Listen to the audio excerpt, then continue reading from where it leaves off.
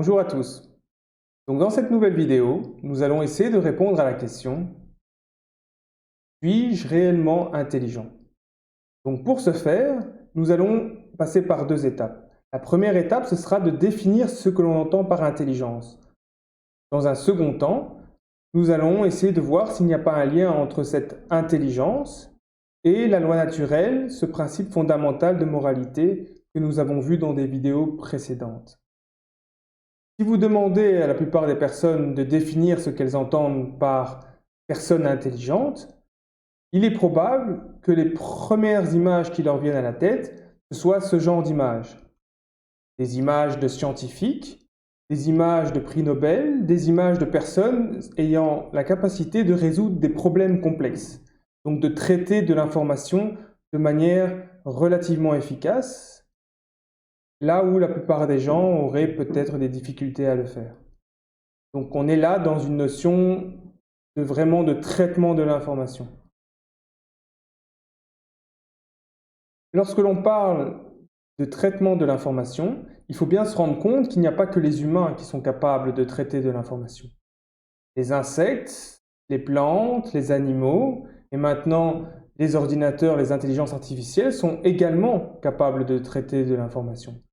Ce qui élargit évidemment la notion d'intelligence.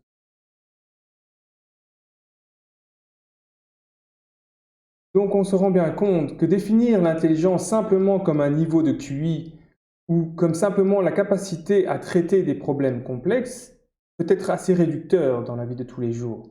On se rend bien compte qu'il y a différents types d'intelligence.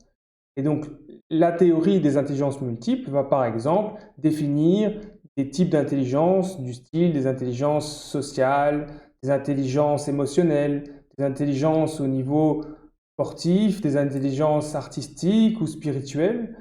Donc, on élargit le spectre des intelligences. Mais ce que l'on peut dire de manière générale, c'est qu'il n'y a pas véritablement un consensus sur la définition de ce que c'est que vraiment l'intelligence. Et donc, qu'est-ce que c'est que d'être intelligent? Afin de définir ce qu'est l'intelligence, il est peut-être intéressant de regarder étymologiquement ce que ce mot signifie. Donc, ce que nous allons faire ici, c'est regarder d'où est-ce qu'il vient. Donc, il vient du latin intelligentsia. Et donc, en découpant ce mot en deux, nous voyons qu'une des parties, ici, peut signifier discernement par la raison. Donc, cette partie-là est véritablement liée à la notion traditionnelle d'intelligence, c'est-à-dire de traitement de l'information. Mais il y a ici une autre partie, scientia. Et cette partie peut être comprise comme agir avec bienveillance. Si j'ai mis différentes couleurs ici, c'est vraiment pour représenter de manière symbolique les différents aspects du mot. Donc nous avons véritablement ici un aspect intellectuel, représenté par le bleu, un aspect humain, un aspect sensible, représenté par le vert, c'est la partie intuitive, et nous avons ici une partie en rouge qui représente l'action. Donc le mot intelligence peut être compris dans sa globalité comme le fait d'agir avec bienveillance, et cela en ayant utilisé ses capacités de discernement grâce à son intellect. Maintenant que nous avons une idée plus précise de ce qu'est l'intelligence, il serait intéressant de voir s'il n'y a pas un lien avec la loi naturelle. Donc la loi naturelle, je le rappelle ici, dit que tous les êtres sont par essence libres et égaux en droit. Toute action qui respecte ce principe est bonne. Toute action qui transgresse ce principe est mauvaise. Et si vous vous rappelez bien, dans une vidéo précédente, j'ai bien indiqué que ce principe il ne suffit pas simplement de le comprendre mentalement, mais il faut véritablement l'intégrer et le mettre en action dans ce monde.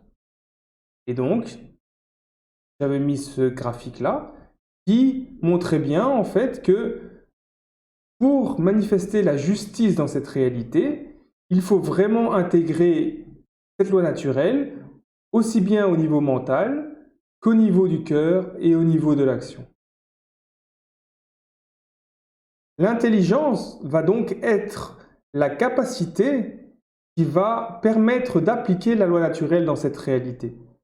Car en effet, grâce au discernement, nous serons capables d'identifier quelles sont les bonnes des mauvaises actions. Nous serons capables de discerner quelles sont les actions qui vont transgresser les libertés et les droits des autres êtres et celles qui ne vont pas le faire. De plus, l'intelligence permet d'avoir de l'empathie, permet d'avoir de la bienveillance lorsque l'on va agir et permet d'avoir envie, évidemment, d'appliquer cette loi naturelle, de la suivre. Mais il faut aussi, évidemment, le dernier élément qui est lié à l'intelligence, c'est cette capacité, ce courage d'agir. Car souvent, l'action n'est pas facile, surtout dans un monde tel que le nôtre. L'intelligence est donc une capacité qui permet de matérialiser la justice dans ce monde, car c'est une capacité qui permet d'intégrer la loi naturelle, qui permet de la mettre en application. Maintenant, à la question « suis-je réellement intelligent ?», vous avez normalement la possibilité d'y répondre, car vous êtes véritablement intelligent si vous êtes capable de mettre en application la loi naturelle. Vous êtes capable de discerner les actions qui sont bonnes, les actions qui sont mauvaises, les actions qui transgressent les libertés et les droits des êtres, les actions qui ne les transgressent pas. Vous êtes capable d'agir avec bienveillance, que vous respectez les différents êtres. C'est ça, être véritablement intelligent.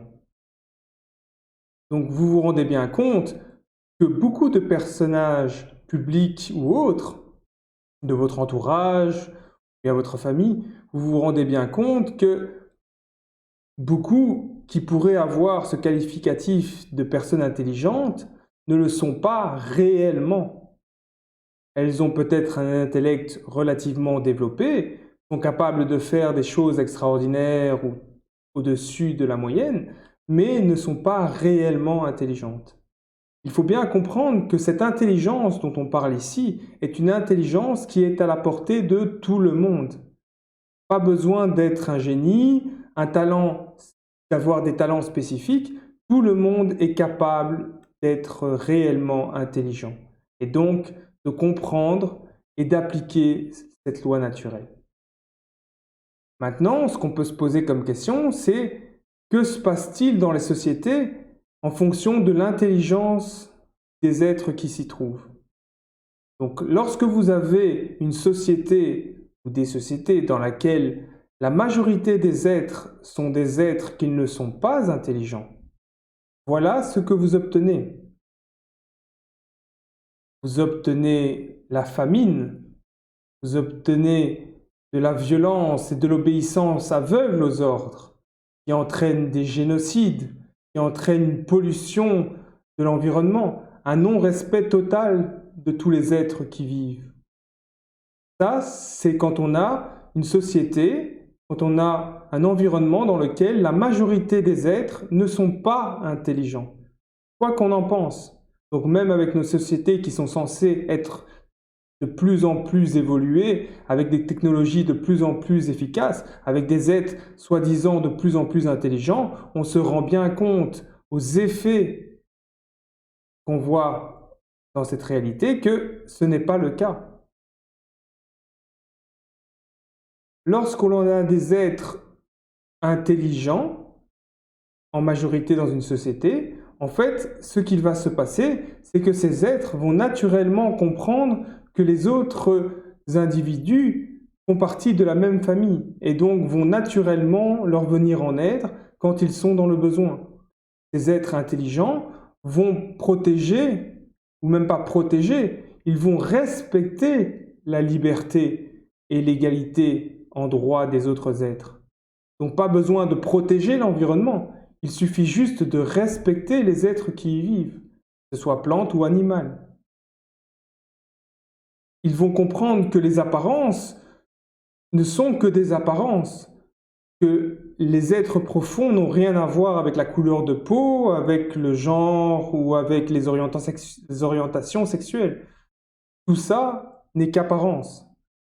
Ils vont comprendre qu'il ne faut pas formater les enfants, il faut les éduquer, leur faire comprendre ce que c'est que véritablement cette loi naturelle et véritablement leur permettre de s'exprimer de manière libre et en totale harmonie avec leur environnement.